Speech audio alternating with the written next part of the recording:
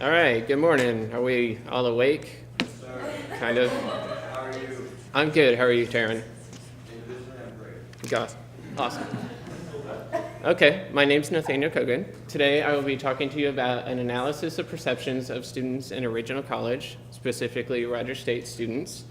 For my capstone project, I developed my own study, running my own survey, surveying RSU students to see if there is a correlation between satisfaction of one's academic environment and academic performance in students of 3.5 or above.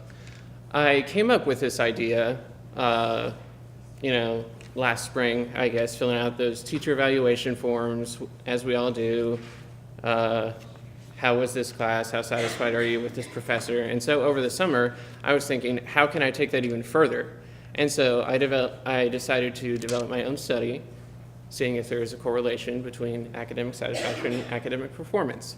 For my supporting elements, I wrote a lit review of 7 different studies that are similar to mine. And what I found interesting was that only one of them was done in the United States. So I thought this was even more interesting that I'm doing another study in the United States and there hasn't been a lot. Anyway, my second element, I shot and edited a video. The goal was kind of make it a little bit like a promotional video for RSU while also showing the perceptions of RSU students. So I will show that right now.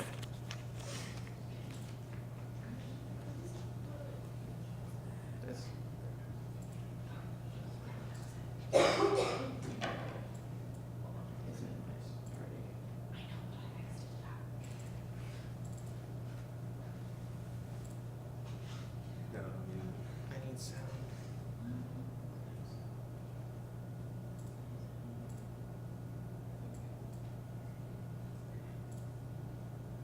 Rogers State University, home of the Hillcats. With an enrollment of 4,000 students and a graduation rate of 23%, RSU will make your dreams come true. My experience here at RSU has been overall really good. I'm really glad I came here. I do like how it's personal, but in a different sense, I do wish my professors were a little bit more professional, in being the fact that I wish they had more of a structure for class. But overall, I'm really glad I came here and I like what I've learned here. I really enjoyed my classes. Student Kara White reflects on her experience at RSU. My experience so far has been pretty good. I'm involved with honors and PLC. Personally, I do not believe that there's a correlation between academic achievement and academic satisfaction, because I personally have decent academic success, but I'm not always completely satisfied. I do believe there is a correlation between academic satisfaction and academic performance. I say that because if you are not comfortable with the school and your surroundings and the housing and the food and your professors and your classes, then you're probably not going to do nearly as well. Cool stuff. Well, reporting for RSU News, I'm Nate Kogan. You stay classy, Rogers State.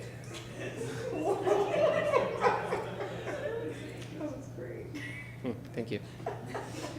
All right, next slide, please. I opened up my study January 19. I closed it on March 4th. The variables were run with a 95% confidence level and a 5% margin of error. I used Likert scale questions from a range of 1 to 5, with 1 being not satisfied and 5 being satisfied, and I also used multiple choice questions.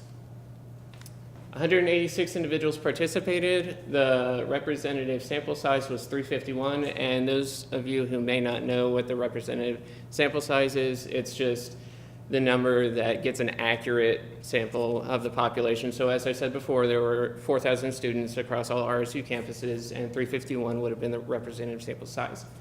70.1% were female and 29.9% were male. Next slide, please. 27.3% were freshmen, 22.5% were sophomore and junior, 26.7% were senior, and 2.1% were beyond senior. And I was very pleased with this outcome because the goal was to try to get roughly the same amount of each class. Obviously, I wasn't going to get a lot of beyond seniors, but overall, I'm very satisfied with that outcome. Sampling. So it was a web-based survey. So I sent it out over email to my classes as well as my professors, and they sent it off to their classes. As well as that, I printed off my survey and distributed it in classes. I found that to be very effective because it's like, here's my survey, fill it out. And I also took a tablet around campus and asked students questions from my survey. So the type of sampling I did was convenience sampling, which is simply just using the tools available to the researcher. Purposive sampling, which is trying to sample a specific demographic, i.e. Rogers State students. Snowball sampling, it's a form of network sampling. So for example, I sent it off to my professors and they sent it off to their classes as well as other department heads. Also volunteer sampling, because every single survey is volunteer. That's why I use volunteer sampling. Next slide, please. The methods I used. The first method was the statistical package for the social sciences test. Dr. Vusa was kind enough to introduce me to Dr. Mary Milliken, who works over in Mayor Hall. She does this stuff all the time. She conducts focus groups and she sends out web-based surveys on satisfaction and such, so that was a big help for me. The second way, I used the COUNTIF formula in Microsoft Excel to gather and calculate my data. Next slide, please. So my result, my hypothesis, satisfaction of one's academic environment increases academic performance. That was proven invalid. From left to right, we have not satisfied, somewhat dissatisfied, neutral, somewhat satisfied, and satisfied. And as you can see, the GPAs from 3.5 to 3.9 are much more somewhat satisfied than satisfied. And the reason I did somewhat satisfied and satisfied rather than satisfied and very satisfied is you're either satisfied or you're not. So that's why I did that. Next slide, please.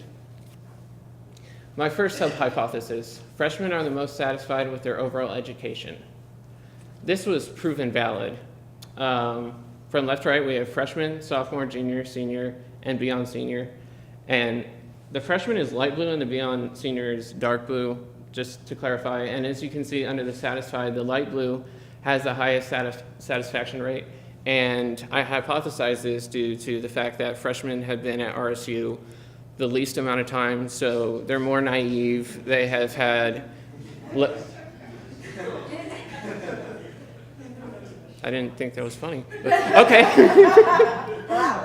Okay, anyway, they have been here less time, so they have had less time to develop an opinion about their professors' classes, etc.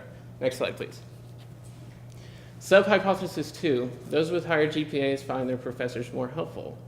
That was found inconclusive. I say that because according to the SPSS test, there was a correlation between the two, but when I ran it through the Excel document, there didn't appear to be a correlation. So from left to right, we have not helpful, somewhat unhelpful, neutral, somewhat helpful, and helpful. And as you can see, those with 3.5 to 3.9 GPAs are much more somewhat helpful. And my theory behind this, I don't know the exact reason, but maybe those with higher GPAs just don't feel like they need any help from professors, and so they just kind of work individually, and that's why they have the higher grades. So that's just a theory.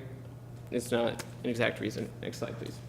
My third sub-hypothesis and final, those with higher GPAs are more satisfied with classes in their major. That was also proven invalid.